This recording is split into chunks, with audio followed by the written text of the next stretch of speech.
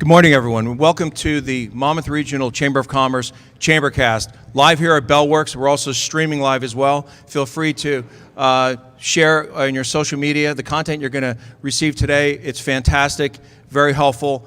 Today we are very proud to be in Bellworks, the vision of Ralph Zucker, and we appreciate everything he and his team are doing in this fantastic facility. Today we are sponsored by the Homedale Funeral Home and Preferred Behavioral Health, and you're going to hear from them in a little while. We're going to be talking about the journey of grief, and we're going to hear from folks who are every day working in that field, helping other people. When people experience grief, you're not given a handbook. When I was 14 years old, I lost my sister. She died in a car accident when I was 14 years old. Someone came into our room, a neighbor, and said there's been a terrible accident. And as a 14-year-old, it's completely and utterly foreign to you, and you're on this path. And not only are you on the path, for example, as a child, but so's your family, so are your parents. And so we're going to hear about some of the differentiators between siblings who are grieving, parents who are grieving, grandparents, and dealing with loss. For everybody, it's your own individual journey. We're also going to talk a little bit about, we hear about phases of grief. Is that fact, or is part of that a myth? Is it really more an individual journey? But we're going to hear from the folks who work in that field all the time in different areas. I'm going to introduce them, and then we're going to go around the room to briefly introduce ourselves, because we have a fantastic crowd, and we're also streaming live and want to get right to the content for everyone here. Today, our guests are the founder of Stephy's Place, Sheila Martello, and I'm going to do a quick bios after we go around the room to give you a little bit, because really we could spend the full hour just sharing the background and the experiences of their journey and the work that they're doing. So we're going to try to get through as much content as we can so you can share this with your friends, for your family, and really this is for you and the folks that are close to you, whether they're here with us or they're here with you in spirit. This is for you and your family. We also have with us Kevin Keelen, Bereavement Support Specialist. Film producer and photographer Danny Sanchez, founder of Mary's Garden Media, producing documentaries about grief journeys. Licensed therapist, founder, executive director of the Common Ground Grief Center, Lynn Snyder. And also Lori Jarck, New Jersey Healing Conversations Coordinator for American Foundation for Suicide Prevention. Did I get that right? Okay, I want to make sure I did. So, Jeannie, if we can go around the room, I wanted to hear from our sponsors. I want to thank Homedale Funeral Home, and then also Preferred Behavioral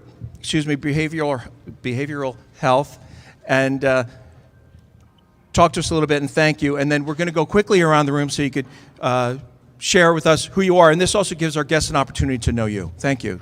Okay, so this is Scott Polio from Homedale Funeral Home, I want to call it compassionate Homedale Funeral Home. Really, you have so many wonderful programs, and I know that's why you're here today.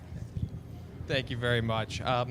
Essentially, we're the beginning stages of grief. When you do lose somebody, we are the first call from that point on, and then from there we assist you in moving forward, getting through the funeral service, getting through that, and then pushing you towards the people that can help, including Stephy's Place, who we send a lot of people to or recommend that they do go there to speak with them. And we're just trying to keep working harder to offer more services to help people through difficult times. Thank you so much. And they have a wonderful annual event, which is a butterfly release event. I really haven't seen anything like it before, where all of their clients gather together at beautiful Bayonet Farm for a butterfly release event. But you can just feel the energy in the room of all the people gathering together, supporting one another. And it's a really beautiful occasion. Yeah. Thank you for sponsoring the Monmouth Regional Chamber of Commerce. Yes, hi, good morning. Hi, good morning. Hi, my name is Valerie Ortense. I'm here with Preferred Behavioral Health Group, and I'm very proud to introduce a lot of services that are useful for grieving families, individuals, and friends, anyone that you know is going through a tough time, whether it is grief or just a struggle in their life. So Preferred Behavioral Health Group is primarily located in Monmouth and Ocean counties. However, we do have services statewide. I can't tell you all about them because there are over 70 different programs, but almost all of them will incorporate some type of support for grief, mental health, substance use. We have prevention programs for seniors, new and parenting mothers. So really, from soup to nuts, if you need help with something in your life, you can come to us. And I'd like to especially mention that around the holidays, Sometimes we've lost loved ones, and it's a time where we remember them, and sometimes it's with sadness. So if you are going through a time or you know someone else who is struggling with some type of issue in their life, you can absolutely just give us a call. You can jump on our website, learn more about what we offer. And also, I have information for you here. If you'd like to meet our team and spend the holidays with us in a more joyous celebration, we are also planning a holiday show at the Ocean County College Grunin Center for the Arts this Thursday at 7 o'clock. The tickets are $40, and they will support all of our wonderful programs for youth, families, and everyone in between. Thank you very much. Thank you. Thank you to both of our wonderful sponsors. We're going to go around the room, and we're going to introduce ourselves, our name, and any organization that we're with. I'm Bill Bolio. I own the Homedale Funeral Home. I'm Melanie Ciano. I'm a funeral director at Homedale Funeral Home. Hi, Judy Daniels. I'm with Preferred Behavioral Health Group. I'm Connor Preslomsky. I'm a marketing communications specialist at the Monmouth Regional Chamber. Sherilyn Preslomsky, Business Enhancement Services and Training Consulting. I'm a senior certified HR consultant and the president of the Chamber. Hi, I'm Brianna Rizzi. I'm the administrative specialist here at the Chamber. Hello, everybody. Thank you for being here. Thank you for speaking today. My name is Therese Rolke, and I'm the executive director of the Monmouth Regional Chamber of Commerce. And I want to give a shout out to to the Walls, because they do such a fantastic job every single month to put this program on, and of course to Ming for running the podcast for us. Hey, Ming. Thank you, Ming. Good morning, everyone. Saran Jennings. I'm with New York Life, helping people protect their families and do financial planning. Good morning, everyone. My name is Howard Stein. I'm the owner-operator of Home Helpers Home Care in Freehold, New Jersey. When mom and dad need a little bit of help, you call us. Thanks so much. Good morning, everybody. My name is Kara Badger, and I'm working at Northeast Financial Network as a financial planner. Good morning, everyone. My name is Megan Fahey.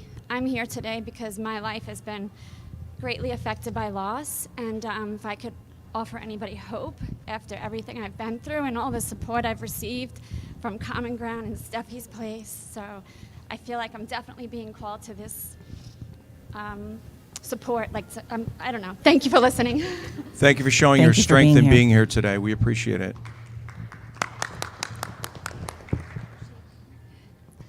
Good morning. My name is Laura Rena. I work with ServPro Team Harvey. Hello, my name is Ryan Daltrick, and I'm an intern at Go for Hire. Good morning, everyone. Jared Logan, founder of Go for Hire. We have great services for everyone looking to advance their careers, resumes, interviews, essay writing for students, and of course, helping people find jobs and companies improve their culture. Good morning, everyone. I'm Chris Fenimore. I'm currently a student at Georgian Court and an intern at Go for Hire. Hi, everyone. I'm Elena Wharton. I'm a senior at Monmouth University and a freelance writer at Tap Into. Good morning, everyone. Denise Payne from Monmouth Health and Wellness. I have a digital agency. I'm the owner, and I work primarily with health and wellness providers in Monmouth County. I'm here today because I had a recent loss. My mom just passed. Sorry for your loss. Al Aloisi, your independent insurance advisor, and I provide health insurance, life insurance, and annuities, and a few other things. But Al's our man on the piano when you come in. Thank you, Al. Good morning, everyone. Bill Strang, owner of Wiley Promotions for Advertising Specialties, and I am also here as for the topic. I lost my boy in May 1st, 2022. Thank you. Hi, everybody. My name is Paul Thurston. I'm from T Marketing, and I'm here to support others and hopefully gain support myself and potentially bring business to myself or others. Good morning, everyone. I'm Maisie Amodio, and I'm a senior at Homedale High School, and in the spring, I'll be an intern at Village Elementary School.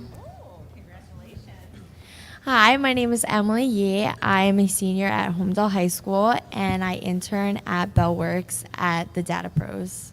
Thank you. Good morning. I'm Gia Santavasco. I lost my son to a terrorist attack. And as a result of that, I created the J. Austin Simply Be Kind Foundation, and I wrote a book on the grief process. Thank you for being here. Thank you for sharing your story. Sorry. Hi, good morning. My name is Donna Angshako. I run a nonprofit here in New Jersey for survivors of violent crimes. Thanks, Donna. Hi, my name is Randy. I'm with 180 Turning Lives Around, and my children have used Common Ground Grief, and I've used Stephy's Place. Hi, I'm Liz Graham. I'm the Chief Operating Officer at 180 Turning Lives Around, but I am also a bereaved mother who utilized Stephy's Place's services that formative, and I also organize and facilitate the Compassionate Friends group for Monmouth County, which is a peer-to-peer group that we meet monthly for parents who have lost a child. Laura Onsi, Communications Director at Brookdale Community College, and recently opened Carolyn Huber Holistic Wellness Center. Thanks, Laura. Hello, everyone. I'm Connor Garbarini, and I'm with Go for Hire, and I'm a student down at SCAD Atlanta for filmmaking. Thank you. I'm Francine Campus. I'm a Homedale resident. I lost my husband 2 years ago, went through the grief process, and I'm here, I guess, for myself as well, because it never ends, but I'm here for my friend Susan. Thank you. Good morning, everyone. My name is Susan Niehaus. I lost my husband almost 2 months ago to cancer, and thank you for all. Oh, thank you, Susan. We're sorry for your loss. Hi, my name is Mary Kay DeWingard. I lost my son 6 years ago. I used to go to Stephy's Place, and I'm here just because I still need it. Sorry for your loss. Gary Gelman, Gelman Images, full-service photography, video production, and drone, celebrating 35 years in business. Did I miss anybody? My name's Jeannie Wall. I'm the owner of Tap Into, publishing news for Homedale, Colts Neck, Middletown, Hazlitt, Keyport. And I've been wanting to really put this together for a long time. When I was growing up, my sister, who I was extremely close to, died in a tragic accident. And I know life is grieving is a lifelong journey, and grief is love taking a different form. And I'm so thankful that you're here today. Thank you. Thank you very much, and thank you for all the stories. You know, I'd like to start right off with really culture in this country and with the work that you're doing. So, Lynn with Common Ground and Sheila with Stephy's Place. The people define grief very differently, don't they? And even how we describe and talk to each other about different things. You know, I think I was chatting with you, Lynn, yesterday about what people say to each other. And I really almost checked myself because, you know, you feel so for someone, and I've experienced this in my family, and so many people have experienced grief as well. But I remember being in high school when somebody saying, you know, I'm sorry for your loss, and I would say, well, you didn't have anything to do with it. So we were talking about the language of sharing and letting people know that we're there for them. So perhaps with either Stephy's Place or Common Ground, how do you talk about the culture a little bit and the conversations that folks have that to express how we're with folks and we're thinking about them, perhaps, and then we could open it up a little bit. Yes. So thank you for that's very important topic. Can you hear me? Yeah. Okay. So the culture, right? So nobody really likes to talk about grief. We tend to keep it as far away as possible. People feel very uncomfortable around it. And I can tell you that we deal primarily with kids, teens, and young adults. And we frequently have the conversation of they do not particularly like the term "I'm sorry" when people come up to them with their loss. And people will naturally say, "I'm sorry for your loss." And most of them have a real aversion to that. They feel like it's an apology, and they'd rather you say, you know, "I'm here for you," or I don't have the words for this. I don't know what to say. I don't know what you're going through, but I'm here for you. And then to follow up with it. So not just throwing those words out meaninglessly, but to really follow up and to check in with that person. So I'm sorry, I've said it myself, countless times, but now I check myself and I don't say it anymore. So I'm really careful with the words and with the language that we use. And we spoke about how important language is. We use the words dead, died, suicide. We don't use passed on, passed away. So language is very important in our field. I think that you would all agree to that as well. Yeah, definitely. If I could add to that, we live in a very mourning avoidant culture. Like Lynn said, people don't want to talk about it. And when you approach someone, we hear, oh, I didn't want to say anything because I didn't want to remind you. Well, that would be like reminding you to breathe. You're thinking about it all the time. So it's how you say it. And I've learned this through our participants, to say something like, I'm keeping you close to my heart. To talk about their loved one, just talk about what you remember. Oh, I remember John's smile. He had such a beautiful smile. Opening up the conversation like that, not that it's this hard, heavy thing. It is, but most of the time, it's heavier for the person that's approaching you than you because they're uncomfortable with what you're going through. Does that make sense? It does. And go ahead, Lynn. And I would say, jumping off of that, Sheila, that, and I can speak from the kids and the teens, they want you to ask them about their person. They feel worse when you don't and when you avoid it. If you have a memory to share, anything, they love that. So do that for them because they want that. We tend to think that it's going to upset them, make them cry, so we don't tend to bring up that person to them, but it's just the opposite. They will all tell you, please share a memory, share something. And some of them are on borrowed memories. They don't remember their person who died or maybe never met them. So they appreciate that. And loss comes in many different ways, and tragedy comes in many different ways. And your work with the Foundation for Prevention of Suicide, when we met here on the podcast, we were able to experience Pierce and his memory of your son who died by suicide, and how you work through that process, and how there's less understanding about what's happening at that time. So for the folks that are dealing with that tragic loss, what has your work brought, and what can you share with folks who are experiencing the tragic loss of a suicide in friends or family? Hi, can you hear me? Yeah. Well, I think that for survivors of loss due to suicide, it can be very complicated, but what we try to work towards is that we want to remember them for their lives and not their death. There's so much I could talk about the whole grieving process, but for me, that's where, I've come to sort of an understanding that I will not understand. Like, it's a sort of surrender, and loss due to suicide it's a disease. It's the way they died.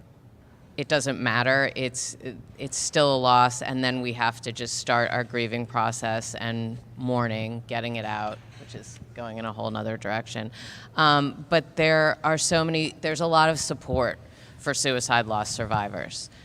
For one, American Foundation for Suicide Prevention, where I do my work, has a lot of programs that will support suicide loss survivors. Another great organization is called the Alliance of Hope, and it is solely for suicide loss survivors as well. I don't know, I'm just starting. There's so much I could appreciate talk it. about. And Kevin is about to, go ahead, Kevin. I think Lori made a great point that regardless of how someone dies, they deserve to be remembered by their life more than their death. Yet grief sort of impedes that, right? At least for a time, for most of us, grief can steal that from us. It's so hard to remember their life. It's so hard to access the happy memories, the beautiful memories, because grief stands in the way of that. It's too painful. But I always invite people to allow themselves to work through the grief so that they can access eventually those happy memories. They're our greatest treasures. They're our greatest, the thing we have most of value in life are our memories that we created with them and they shared with us. So working through grief is an important thing to do, because not doing that could keep that from us. You know, we need to access those memories at some point in our lives. Well, and Kevin, I'm sorry, go ahead, Sheila. No, I was going to say, too, that there is a difference between grief and mourning. And sometimes I don't think people realize that there's a difference. Grief is the pain that you feel. It's like the container that holds all that pain. And it's individual. It's unique to you. It's like your fingerprint. So just because you have the same loss doesn't mean you're grieving the same way. It's going to be totally different. It's something you can do by yourself. But if you actively grieve and you allow yourself some of these painful, going towards some of this pain, you can then turn it into authentic mourning, which you'll do for the rest of your life, which you'll want to do for the rest of your life. Because mourning is a shared experience. You can't do it by yourself. You need other people. It doesn't mean you need a group. It just means you need other people to share the memories, to be with, to access all of that love that caused your grief in the first place, right? It's the thing that causes us the pain, but the only thing that's going to help us heal the pain, or one of the only things that's going to help us heal the pain. So there is a difference, and I sometimes think that people don't realize that. I think just to add to that, the mourning is, as Sheila was talking about, as it's different, it's the expression of our grief. It is so important to talk about it, to get it out of our bodies, essentially. To talk, maybe to write, to, do art, say whatever you do, to like walk. Kevin talks a lot about how he's walked through his grief. We have to get those feelings out of us. And we all individually need to find our own ways to do that, whether it's through therapeutic sessions, which there are many ways to help individuals sort of release their grief, so to speak. And what Sheila said, how grief is our individual fingerprint. It is. And I know for me, one thing that helped my family and I is when we realized that we do have to, you want to keep a family together, you want to be with your loved ones, but you really have to experience this on your own, because everyone's journey is so individual. The moment that, for me, I realized, oh my gosh, I have to do this by myself. I can't help them, and they have to do it by themselves too. I can't help them. Everyone has to go through it individually on their own and find their comfort spots to help them through it. And everyone's different with that. And I would just add to Kevin's point and your point, Lori, in order to move through it, you have to feel it. So. And I know in the past I've thought of grief as a very lonely endeavor, and I don't mean that in a negative way. It's very individual, and what that segues into is the topic of what are called or thought of as the stages of grief. And I'd like to, in speaking with you, let's break up that construct, right? I think that folks feel that it's, shock, whether denial, anger, reconciliation, these different phases. Could any of you folks want to share how that metric that you're supposed to fall into a certain category, can you break up that construct for the folks that anguish over the process? Because that knee-buckling grief, maybe Kevin, you could give this definition because it was so elegant. And then let's talk about breaking up this construct, which I think some folks will find great peace with. Define grief, that knee-buckling anguish is actually an expression of what? Can you share that definition you gave to me, what grief is in many respects? Well, it's love, right? Exactly. We don't stop grieving because we don't stop loving. You can't turn it off like a light switch. So, and it's so painful. The love that we experienced in life now becomes a source of intense pain, but it's still love. One person's definition might be it's love that doesn't know where to go, you know. But I believe it does have a place to go. But that's my own personal belief, that we can still have a connection with our loved ones on the other side, and that's extremely helpful in grief, to come to that realization that that's possible. Yeah. But in the meantime, it's the pain that it's like we don't. Everyone grieves differently, and I think almost everyone could define grief in their own way, because it comes off of our relationship. And no one else has had our relationship with our person. Only we had that relationship. So no one else can truly understand our grief, because it comes off of that very personal relationship. And that's why I always tell people to be careful. Don't let anyone should on you, S-H-O-U-L-D, because it sounds like what it sounds like. People say, well, you should do this and you should do that, or you shouldn't do this and you should do that. Are they experts in grief? They're not. And they certainly don't know your grief. So, and then we do it to ourselves. I should be doing this, or I should be feeling this way, or I shouldn't be feeling this way. If we could stop that, because whatever you're feeling is what you need to feel at that time.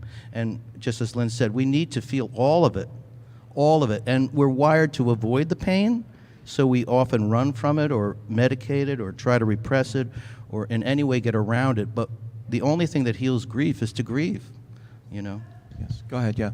I just want to add to, it kind of goes with what Kevin was saying and what Lynn and Sheila were talking about earlier about how to talk to people about their grief and how to help others. One thing is people tend to want to fix the grievers and make things better for them or help them, you know, be like they used to be, but that's never going to happen. And that one thing I can say is the most important thing is to give the people, the lost survivors, the people who are grieving, their space. Not space like be distant from them, just space to feel it. And that just let them be, let them feel it. Just sit with them if that's what you have to do. But let them know it's okay to feel like crap.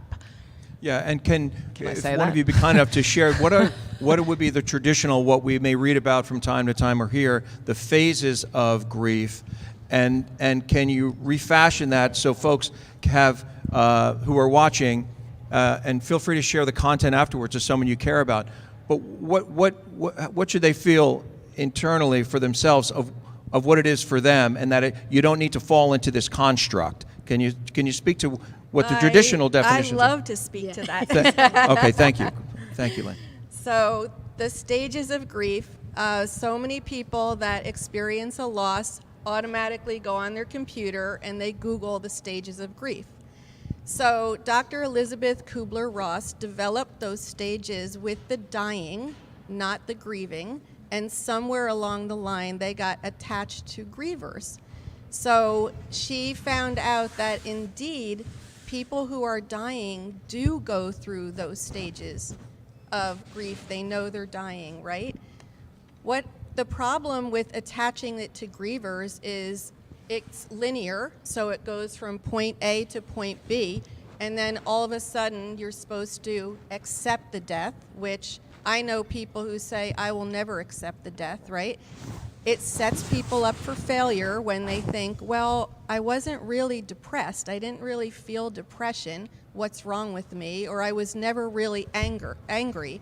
So it definitely sets people up for failure, questioning their own grief, their own journey. We know, and all of us for sure know here, grief is cyclical, right? And we revisit it over time. We may go back to feeling sad or depressed, or maybe we have periods in our life where we revisit anger, but it's not in this nice little 5-step package. So we tell people, please do not pay attention to those stages. Grief is your own journey. It's what you feel.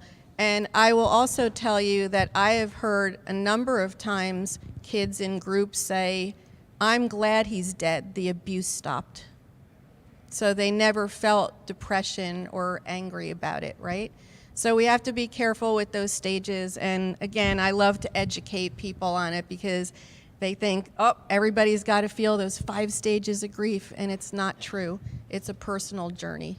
I'd like to talk a little bit thank you for that, about how we remember folks, whether it be culturally or in the home or friends or family, that how do they honor their family and the ones that they love that are not with us in person, that are with us spiritually with us, but not here with us. And if I may, Danny, if we can talk a little bit about your work, the legacy work for your wife, Mary, and your background as a incredible photographer, incredible filmmaker. Can you share a little bit about your journey in that regard? And that may help folks think about, well, how do I remember my spouse, my child, or with friends, with family, and especially during the holidays, which is the most beautiful, exciting time, and also the most depressing, anguishing time. This irony. But what might be the path forward, and what was your journey?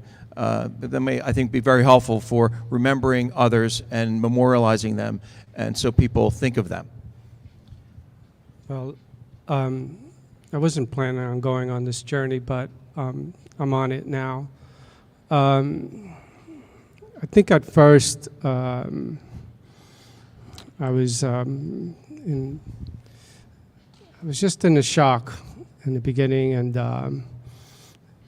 after days I thought that things would just be normal again, and that really hasn't happened. It's nothing ever became normal. And I realized that after maybe the 3rd time that somebody approached me and said, you seek any counseling or I think you need help.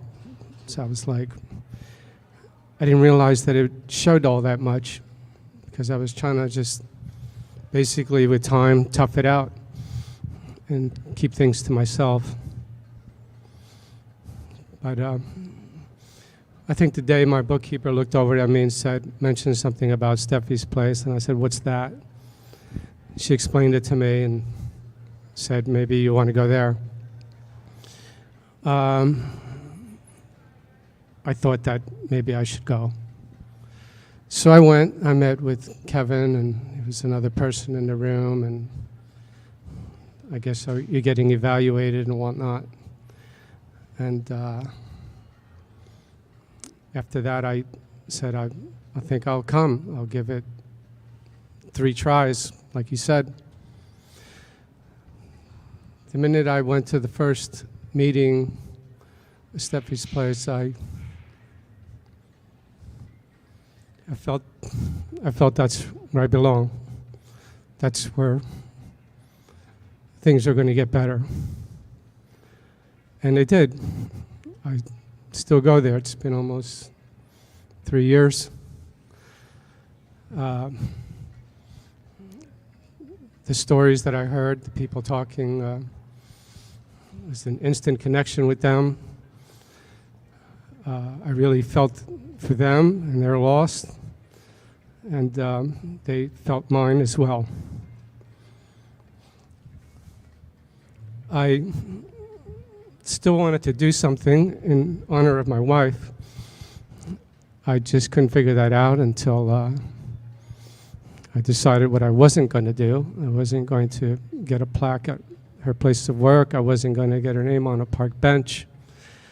I wanted to do something different that I can actually be involved in.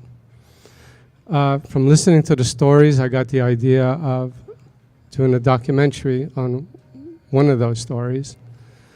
And so I did. I sponsored it myself. I hired a brilliant director. His name is John Decker. He's a friend, After seeing the impact of what that film did, I was seeing what it did for others and how it helped. I found my place. And I decided to start a foundation. It's called Mary's Garden Media, where we're going to produce films that are dedicated to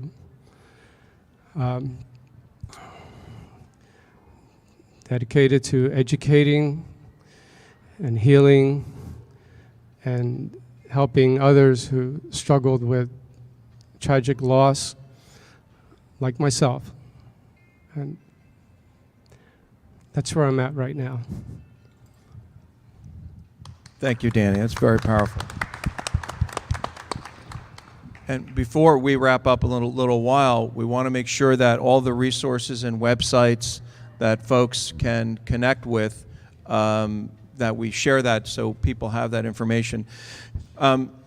It's different. Yes, Kevin. Thank you. Danny, when we first made the film, we didn't know what to call it. It is called Life After Loss, but one of the things we wanted to call it was Conversations on Loss. And everything we've been talking about here is, I just want to encourage that one of the most helpful things in the grieving process is talking about it, conversations. So it was just having a conversation, what we're doing right now. So if you have a good friend or maybe someone new that you're meeting, try to have those conversations. Talk about it. Talk about how you're feeling. Talk about your person. These are the things that help so much through what we're going through. To keep it in, it gets bigger and bigger and bigger. But to release, it's like a pressure cooker. It lets some of that out. And in any way, writing about it, talking about it, going to a support group, therapy, whatever we can do to help us. We don't have to do this alone. Thank you. Go ahead, Jan. And I'd just like to add to Kevin's point, I think one of the best things we can do for grievers is to show up and be present with agenda-less listening. Because so many people, and we hear stories all the time, right, in our field, of somebody trying to be supportive and the person is trying to share something, and all of a sudden, 2 seconds into their sharing, the other listener starts sharing their story. And like, oh, I know just how you feel. This happened to me, right? And then what does that do? It just shuts that griever right down. And they feel like they're not in with the right person. They don't want to talk about it anymore. So I always say the most important thing we can do is to show up and listen. We have these 2 ears, and they're here for a reason. Just listen, because mostly when people are going through bad times, whether it's grief or something else, they just want to be listened to. They want to share their story. So that your presence is critical, and often your silence even more so, right? Where you're listening. Yes. And there but active listening, not like daydreaming and thinking about the grocery list and that, like really being present, right? Yes. And that's not easy. No, it's not easy. And thank you for that. Yes, I'm sorry. Just making that griever feel safe, and that it's okay. They can talk to you about whatever they want. There's no judgment. Exactly what Lynn is saying. And like I said before, don't try to fix them. Yeah, and Terrence, when you said before about how do we remember them, and Danny shared his beautiful tribute to Mary, I think when our loved ones die, we have 2 basic responsibilities. One is to never let them be forgotten. No matter how it is for you, you figure it out yourself. It doesn't have to be as expansive as Danny's documentary. It's just remembering them, talking about them, not letting other people forget. But the other thing is to live a full life again, and we have to figure that out. And those are our 2 responsibilities. And if you're doing that, you're giving them tribute every single day of your life. And if you don't know where to start, we're in the holiday season, Hanukkah, Christmas, New Year's. and you don't know where to start, and you're invited to an event or you're having folks over, what would be some of the suggestions that you would provide for friends or family, those immediately impacted or extended, to integrate into the conversation the incredible absence of someone who's important to them? What are some of the tips? Talk about it. Share stories. The other thing too is, and I know Lynn, getting kind of in Lynn's area here with kids, but from the parents we hear all the time, you know, I don't know how to deal with this at Christmas time, and we encourage them, ask your kids. The kids have the answers. You know, your family knows. They just don't know what to do. If you open the door, usually everyone is that willing to let it happen. It's just opening up the conversation. So it could be really anything. I mean, we hear tons of stories where there's an empty chair. People do that. There's all kinds of things you can do, but basically it's just to allow them in. Thank you. Go. I think it's also up to us as the grievers to communicate with them that you want this. Like, I know in my family, I make sure that I let my family know. We want to say some words about my son Pierce or my mom at the Christmas table, or we do a little candle lighting ceremony, you know, and I just say, please indulge me and let me just light these candles for Pierce. But I think it's up to the griever to give the permission to talk about them, to say, this is what I need. You know, we talk in our groups about you can bring their favorite dish, or some people have, you know, a dad's favorite drink, or we just had this wonderful story in a group, a daughter, for her dad, she had T-shirts made for her whole family because he was a really funny guy. And so she said, I'm going to do this. She had T-shirts made with puns. Everyone had their own pun, and that opened it up. They all could talk about him, and it was absolutely beautiful. And it's a very recent loss, and it went very, very well and loving, and it was like a big embrace. That's so helpful. Danny? I just want to say that a part of like what's being done here with everybody here is that also this is very important to decrease the stigma of suicide. I went through that in the beginning when I had mentioned in the obituary that my wife took her own life, and I got calls of thank you for saying the way it was said, and I also got the opposite of that. But recently, someone said to me, was talking about that, and they said, well, they chose to take their own lives. It's not like they died of cancer or something. And I said, I tried to get my input on that, and I told them, I says, well, the organ, the lungs, the heart, the kidneys, those organs failed. The brain is also an organ, and that failed them. So they didn't choose, they didn't have a choice. It was nice to see that the person sat back and said, wow, I never thought of it that way. So the stigma is, I think, decreasing, and it has been, and conversation, like Kevin says and emphasizes, is like really important. I've had conversations with people who are not of my world, or that I didn't think they were, and when the subject comes up, they start talking about it. I'm like, wow, I didn't expect to be talking to this person about what I went through and stuff that they're going through, a friend of theirs or their family member, and here we are talking about it. So the stigma is decreasing, and hopefully it'll keep doing that, and I think it will. And thank you for that. And the conversations are what makes that come true. And that's what, and that's really, these are all the reasons why we're here. And from time to time, folks would say, I either somebody said something that they felt was inappropriate, or they didn't understand it, or came across as crass and unfeeling and uncaring. And when I speak to folks that are grieving, I'm just simply a layperson, but having experienced tragedy, what I share with those folks that are hearing words that are well-meant and hurtful, I remind them that they are blessed by not having that same journey. They don't know.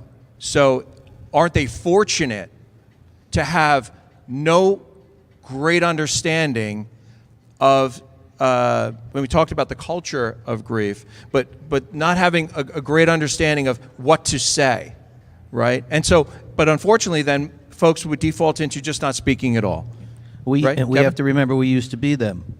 We used to be the people who didn't understand how this felt. So on some level we can relate to that. But that's why having a support system of some kind, it may not be the people we expect. It may not be people in our family. It may not be in our circle of friends. It might be new people we're going to meet along the way who can be there for us and support us through this. So I just encourage people, don't be too disappointed that if it's not coming from where you expect it. And the other thing I just wanted to say about the stages is that it usually does get worse. I just want to say this because around the holidays, it usually does get worse before it gets better. It is not linear. You know, it doesn't heal in a linear way.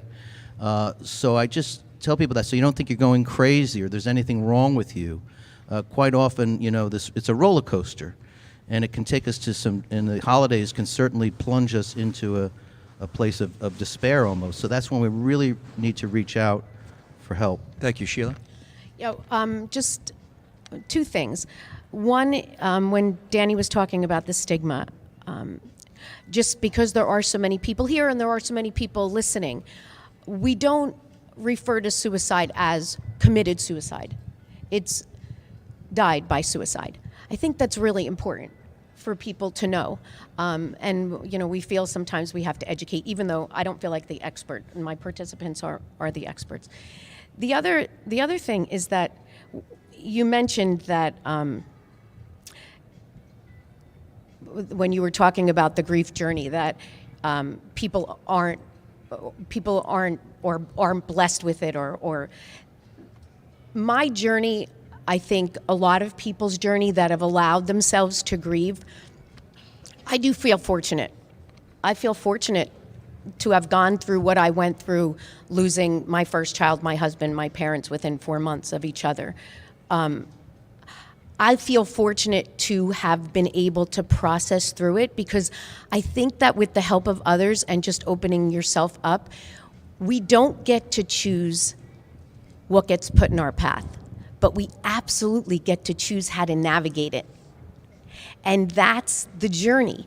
And there's beauty in the journey. There can be peace in the journey. So sometimes I tell participants that are feeling really low about their situation that, you know, and I always kind of put it towards their kids, because everybody always has, you know, the unconditional for their kids. If your son broke his leg and he needed crutches, would you take the crutches away and tell him, just walk, you can do it?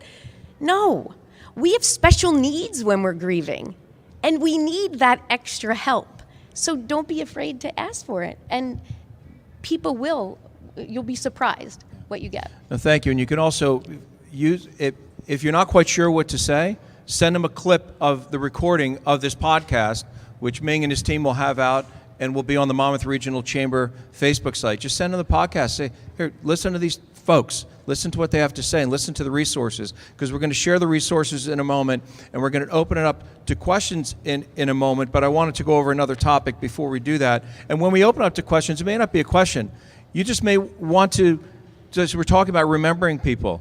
I want to remember Christina Maria Wall, my sister, right? You may have somebody you want to remember, and you should, and we're here for them. Children and parents, children are young adults, children, and or younger adults and parents and folks, different generations, they have different experiences, right? Whether it's Common Ground, Stephy's place, where you're working with children or adults.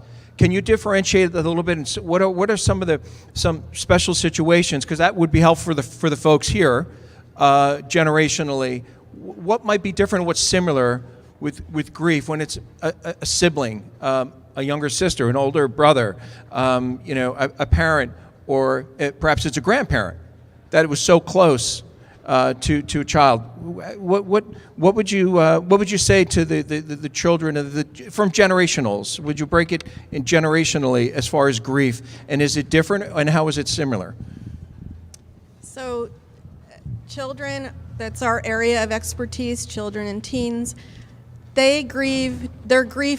They grieve, but you don't necessarily see it. So it looks very, very different, because they grieve in very small snippets, right? So adults can reach out sometimes. They know how to share. They usually can identify their feelings, share what they're going through. Kids, and especially very young kids, don't know how to do that. Typically, they have a hard time even identifying their feelings. So what happens? It comes out in their behaviors. Their behavior is their language. And where does this happen? At home, especially in school, in their classrooms. So very different for them. So at Common Ground, we help them to identify their feelings through creative activities and to get them talking about it, or just listening, so we don't make them talk. But their grief is different. They may look okay on the outside, and oftentimes we see them go right back to school. We see them go back to their activities. They're with their friends. They're laughing. So adults put this notion on them that kids are, they're doing fine. They're resilient. Somehow we always seem to say kids are resilient. They'll get through everything, right? But resilient is a whole nother topic, and we can't be resilient without a whole bunch of variables that form that. So yes, they can be resilient, but they also need the support and the tools to get there. So they know how to talk about their feelings. They do it in a safe place at Common Ground with other kids who also get it. So then they don't feel alone in it, because they do feel very, very alone.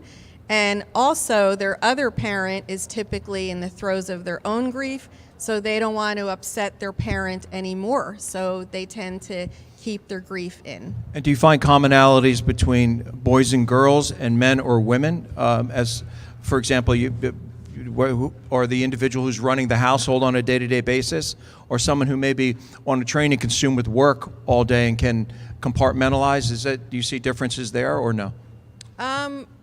I mean, in terms of male, female. Because everybody's different, right? Yeah. I would say we have probably slightly more male in our program, and boy, do they know how to talk about their feelings. I will tell you that. So they're very good at it. So that is the beauty of a peer support group, is you're with others who truly understand and get it, so you don't feel alone in what you're going through. And how do folks reach out to your organization? Because I want to make sure we have that information out there for everybody. commongroundgriefcenter.org is the website, and we get referred to from other school counselors, other organizations, hospitals, hospice, but that's our website, so you can reach out to us there. My link to my email is on there as well. Thank you. And did you want to share any, whether it's younger generation or older generation, as far as children or older folks in experiencing grief? Do you see differences or similarities? Well, I think there's differences. I think everyone's different. They have that commonality of their loss in the group. So like to Lynn's point, other people get it. I do think, though, sometimes people come from a different grief background where you might have grown up in a closed family system or an open family system. There are people that grew up where when dad died or grandpa died, we never talked about him again. And that's generational, unless it changes, right? So then there's the open family system where you know, they have the empty seat. They talk about them all the time. So it really depends on kind of where you're coming from. It's your loss history, right? You come with a loss history. Steffi's, you might come to Steffi's Place or go to Common Ground because of a loss now, but we need to go backwards and look at what your loss history was. How you dealt with those losses will you know, man or woman, adult or child. It's you know, it depends. And how do find that men have a harder time crying? So quite often in groups, I'll get feedback from men, and less men come to our groups than women. When they're adults, they don't talk. They talk more about it as boys, but when they become men, they shut down quite often. So there is a difference there for sure. But it's when they have permission, they give themselves permission to mourn, they give themselves permission to cry, and they realize there's nothing wrong with crying. They pull back all that, the cultural crap around crying, because God gave us this gift, biology gave us this ability to release, and we need to cry, we need to get it out. So quite often the men find that helpful, like, it's okay to cry? Yeah, it's damn okay to cry. Here's a box of tissues. Thank you, Kevin. And how to reach Steffi's Place and the Foundation for Suicide Prevention. Could you share that information? Sure. Steffi's Place is steffysplace.org. You can, that's our website, or you can email steffysplace15@gmail.com. Thank you very much. So American Foundation for Suicide Prevention offers a lot of different programs, from education, advocacy, prevention, but from the loss part of it, you can go to AFSP.org.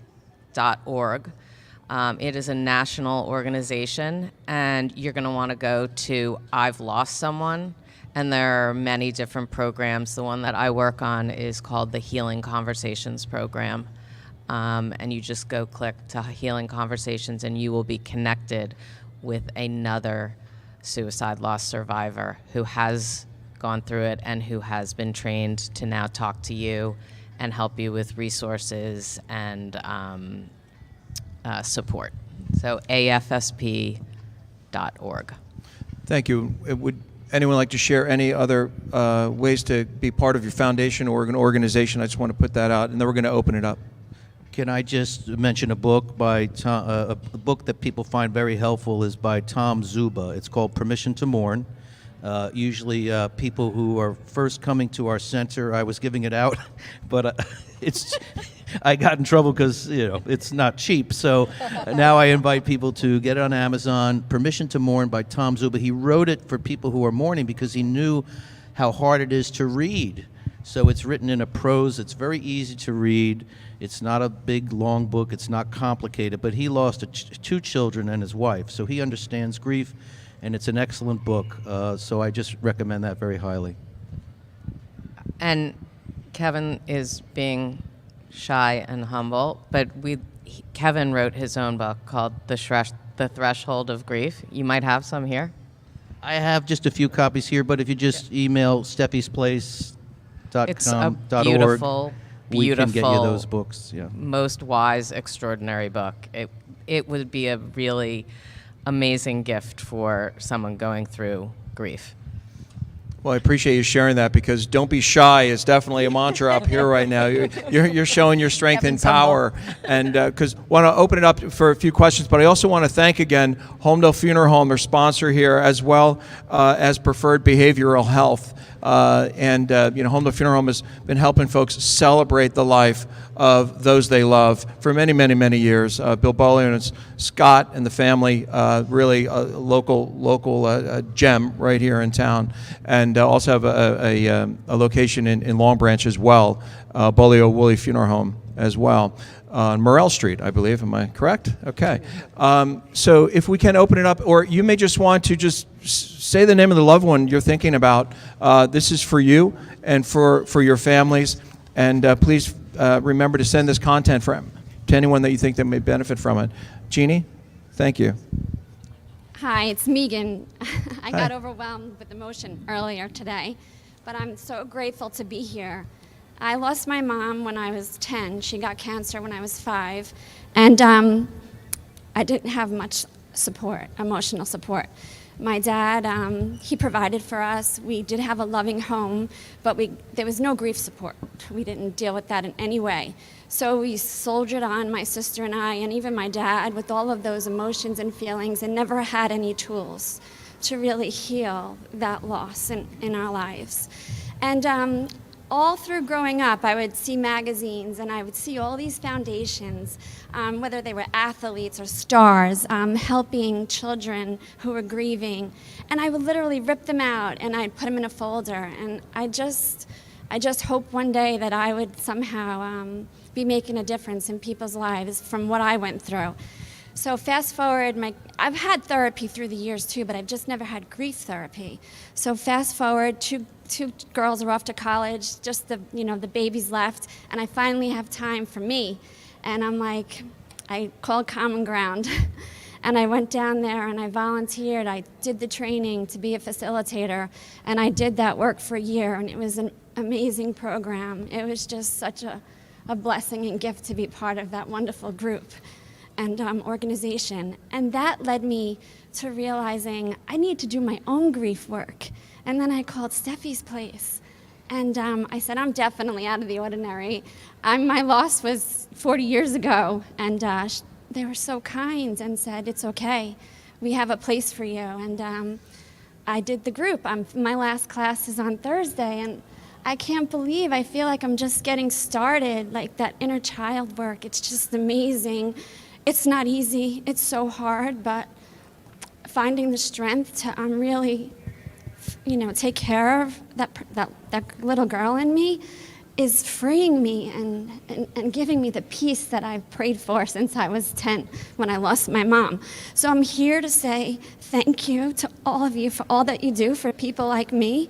And I'm a CPA, I'm an accountant, I'm a numbers girl, but that's not my heart. I really hope that I find my way somehow to help others because I feel so blessed with all the help that I've received. Thank you. Thank you so much. Aloysia, my first wife passed away when she was 30 years old of a heart attack. She was the mother of my 3 oldest children, and that was 60 years ago. So you really you have to move on in your life, as everyone pointed out, but you never really forget. And certainly I have not. This is one of the songs I play on the piano is a song that I heard on our honeymoon. I'm going back even before 60 years. So just to let you know. Thank you. Thank you, Al.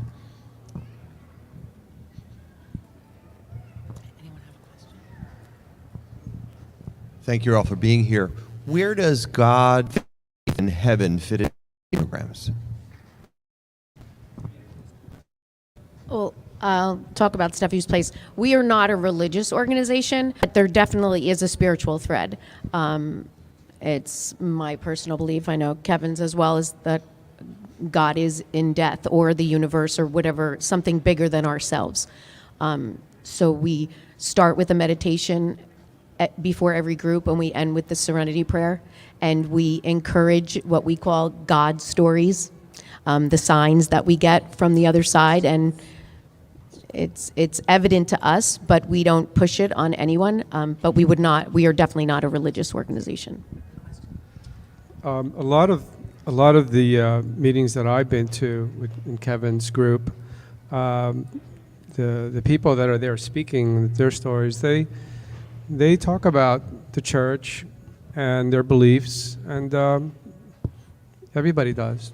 I mean, if they want to, and they share that, and it's understood, and you can, that doesn't change anything. You still feel their pain, you listen to their story, you feel for them, we become friends. So religion is a part of it if it needs to be. But like Sheila said, that's not put on anybody. So we are not a faith-based program either, but we do encompass all beliefs, all faiths. The children will have conversations in their group about where they think their person is in terms of heaven, what does that look like. So we don't shy away from that conversation, but we're just respectful of other people's beliefs. quick story. One time I had a teenager come in who was going to Catholic high school, and she asked her group, she said, "Is it okay if I say a prayer? I want to say the Hail Mary." And I said, "Well, ask your group mates here. You know, if it's okay with them, it's okay with me." And she did, and they were all okay with it. So they joined hands and they said the Hail Mary together. So okay by us. But we are very cognizant that everybody has different beliefs, different faiths. Typically, after a loss, some people get really angry at God or don't step foot in a church again, not for a while. So, one of my favorite authors, another one, is Alan Walfeld, who's written about 400 books on grief, I'd say at this point. But he's amazing, and he calls grief a spiritual journey. So whether we're religious or not, when you lose someone, I think it naturally, whether even if for atheists, right, it puts us on that spiritual journey in the sense of the questions. Where are they? Is there more? Can I connect? What's it all about? All those are spiritual questions, and it's the questions that put us on the quest. That's a spiritual quest, really. And folks have their individual belief system, so you should, and complements what you're doing by reaching out to your local priest, your rabbi, pastor, imam, and availing yourself of all of their resources as well. Many folks look for signs from their loved ones, and they see those signs in a butterfly, in a bird, in many different ways, and it's very beautiful. And that's part of their process, going back to the how individual the process may be. And again, that's as a layperson, but the look for those signs is what would be what I would share with you. Jeannie, another? Well, I was just going to say, I was just going to make a comment because I think grief can be the loneliest, darkest place. And sometimes it can feel so hopeless. I remember feeling no hope, and I remember feeling I can never experience joy again. I'm getting emotional, sorry, but and I remember the people who came, they just showed up. And my friend from down the street came, and they had lost their brother at one time, and she said to me, one day it'll be okay. And I said, do you really think so? Like, because I couldn't even imagine ever experiencing joy again. And I really didn't want to live. I was in a very dark place, and that's from a sibling perspective. And I know we talked about this, Kevin, and I said to you, I believe that there's no more difficult journey than a bereaved parent, because the pain that I felt as a sibling, I did not want to live. I did not believe I would ever have joy again, and I was really angry with God because I went to Catholic school. I was very religious, and every day I would pray at night, dear God, thank you for this beautiful day, and please keep my brothers and my sister and my parents and I safe through the night. And in the morning, I would thank God, and I would pray to have a great day. So I was so upset, like, how could you take this beautiful little girl, this loving child that was innocent and just loved her whole life? How could you take her? And that was in 1982. I was 15 years old. Can I tell you that today, to this day, I get signs from my sister almost every day. And sometimes I'll say, I feel like I live also on the spiritual, like I feel like I have one foot on the spiritual side because I'm always looking for those signs. But during the angry, dark period that I thought I would never get out of, I couldn't see the signs. And I think it was because I was crying so much. I couldn't see through the tears and the grief. And Kevin, I'm sorry, I started talking about what we were talking about. But whatever, because we were saying it's not really good to say that I think the most difficult journey is that of a bereaved parent, because I saw what my parents went through, and I really didn't think they were going to make it. It was really bad. But to that person at that time, if they've never lost if they lost their mother, that is their worst, darkest period. So I'm not taking that away from that person, right? Am I saying it right, the way our conversation was? You know firsthand that you losing your sister was that excruciating grief. So all loss, right? Why compare? Whatever your loss is what you're experiencing. So when we're in groups, it's very important to try not to compare, because it's your grief, it's Right. your loss, right? Right. No matter what that loss is. But I have the same experience with my sister, who she died by suicide back in 2000, and I actually feel the same way. I feel her presence every day. Mhm. I get signs from her all the time, Mhm. and it's kind of her and others that I've lost are the fuel that kind of keep me going in this world, because I feel that connection to the other side, just as you described. Thank you for sharing that. I feel like the connectivity gives hope and light, and thank you. I actually read something this morning. It was, I think it was actually written by Tom Zuba. He was questioning what is heaven and how everybody has their own version of what is heaven, and that, oh my gosh, someday we're going to be reunited with our people in heaven, whatever heaven may be to you. But what he actually says is we don't have to wait for us to go to heaven to be reunited. And this is something that helped me so much. We can find them here too. They're here. Heaven is all around us. Heaven is 3 feet above the ground. It's just all around us, and they're here. And it's really helpful. It was helpful for me to learn that we can continue our relationship with our person. We don't have to wait until we go to quote unquote heaven. They are through the signs we know. And if you just start open your eyes, open your heart to signs, you will know too that they're here with us. And like Jeannie says, like Kevin says, we can connect with our people every single day. Thank you for that. And before we have closing comments from our guests, Jeannie, do we have other folks?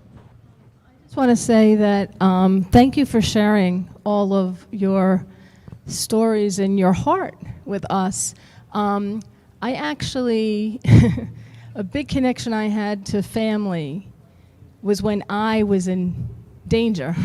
I was experienced 9/11. And I just started talking to people that were gone. Help guide me. Show me where to go. What's the safest way and quickest way to get out of here?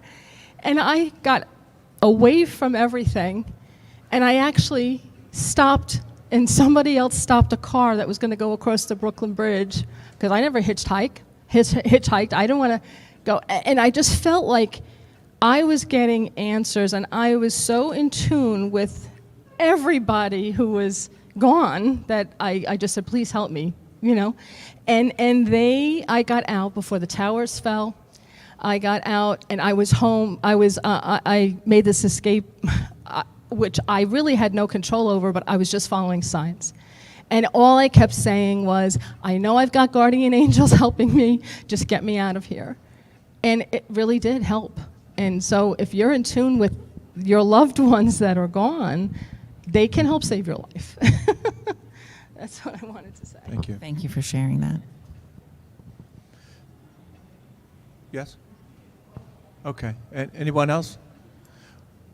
What I'd like to do is, for the folks that are watching and this content was shared with them, for a little girl, a little boy who lost a parent, or a parent who lost a child, or whatever the situation, whatever the loss is, if we could start with Danny and with Kevin, finish with Kevin, what would you share with them if they're watching? For the folks that are here right now, whatever it may be, what would be your message with grief and giving them strength and power? If I could start with you, Danny, if you don't mind.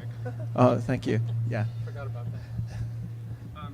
If it's okay, I'm going to read something I read yesterday, and because we go on a computer sometimes and we look at some of these sites and places of help and healing, and sometimes you find stuff that sticks with you. So I'll just read something. And sharing our story of loss is a gift to us and to the person we've lost. That's why, if you feel you can, you should share your person with the world. Tell your story, because being vulnerable and sharing our personal experiences is like sending up a flare that helps us find our community and helps our community find us.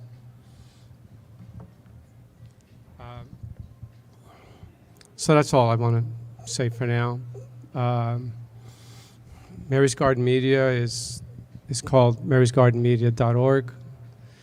It's a work in progress, and we'll be working on some new material. And I just want to say thank you for having me here. And I also want to say thank you to Stephy's Place for getting me through some really hard times. And I'm very grateful. Danny, thank you. Thank you for that. Sheila? Thank you. I think my message would be that there's hope. That what you're feeling now is not what you're always going to feel, but you're going to have a choice. You know, you get to a fork in a road and you're going to be able to choose bitter or better. And my hope for you is that you do choose better. And for those people that are going through the holidays, for maybe it's the first holiday without your loved one, just understand that it's okay if it's different this year. It doesn't mean it's going to be different every year. Do what you need to do. Be kind to yourself. Be kind to your family. And do what you need to do for this year. Thank you. Thank you so much for that, Lori. I think I would agree with Sheila about knowing that you have a choice. And with that, I would say when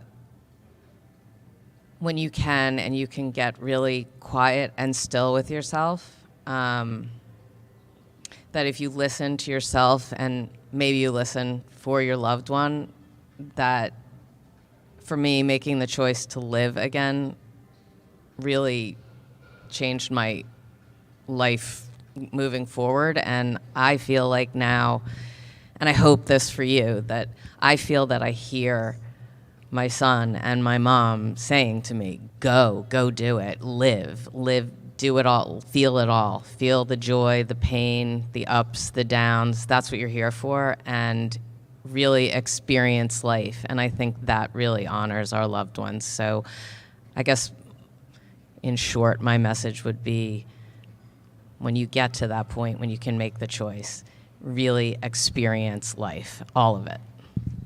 Thank you. And everyone here is honoring your loved ones by your presence and listening to our guests and taking this information back with you. Lynn? So thank you for having all of us, Terrence and Jeannie, for putting it together.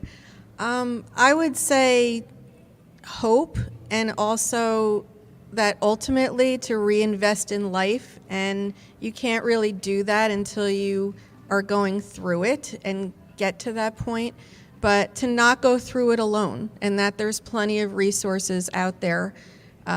Grief can feel very lonely and bring us to a really dark place, but reach out to Stephy's Place, to Common Ground, to your family, your peeps that understand, and I think that's helpful, and that there is hope, and that grief lessens in intensity over time.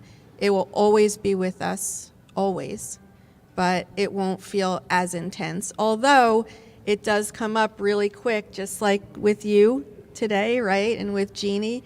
Like, we can just talk about it and all of a sudden get flooded with emotions, and that's okay. And we can feel that, and then we can compose ourselves and move forward. So thank you. Thank you for that. I think I was speaking with, I was talking to Sheila yesterday, and she said, well, how many guests are there? And I said, well, it'll be 6 of us. She said, and how much time? I go, about an hour. She's like, yeah, good luck with that, right? So we've been able to really touch on a few different things, but hopefully it generates conversation and talk and insight and connectivity. So those further conversations can take place. But I hope we've managed that goal today. And Kevin, if you could take us home here and I just want to emphasize self-care. You know, probably the most important thing in this is to take care of ourselves. Quite a few of us who lost spouses, they might have been the person that we were getting taking care of us. Now we have to take care of ourselves. We might have been caregivers, and now we don't have a purpose. So turn that care onto yourself. Take care of yourself. And there's nothing wrong with that. It's not narcissistic. It's not selfish. It's very, very important to love yourself, to be gentle with yourself, to be kind with yourself, as if you would treat your best friend. Try to do that for yourself at this time in your life. Kevin, thank you very much. I want to say on behalf of all of us, the guests here, this is for you. This is for you and your families. I want to thank all of you for being here today, and we hope that in some small measure this has been of value. I also want to thank again the team at Homedale Funeral Home and all the work that you do, and Preferred Behavioral Health are the sponsors today. Fantastic, fantastic organizations, and also, of course, the team at BellWorks. So on behalf of the Monmouth Regional Chamber of Commerce and the ChamberCast, thank you very much for sharing your time, and we wish everyone a very peaceful and joyful holiday season. Happy Hanukkah, Merry Christmas, and a very Happy New Year to everyone. Thank you so much for all of you for being here today, and we hope that this has been something that will help the ripples in the pond. Thank you. Thank you very much.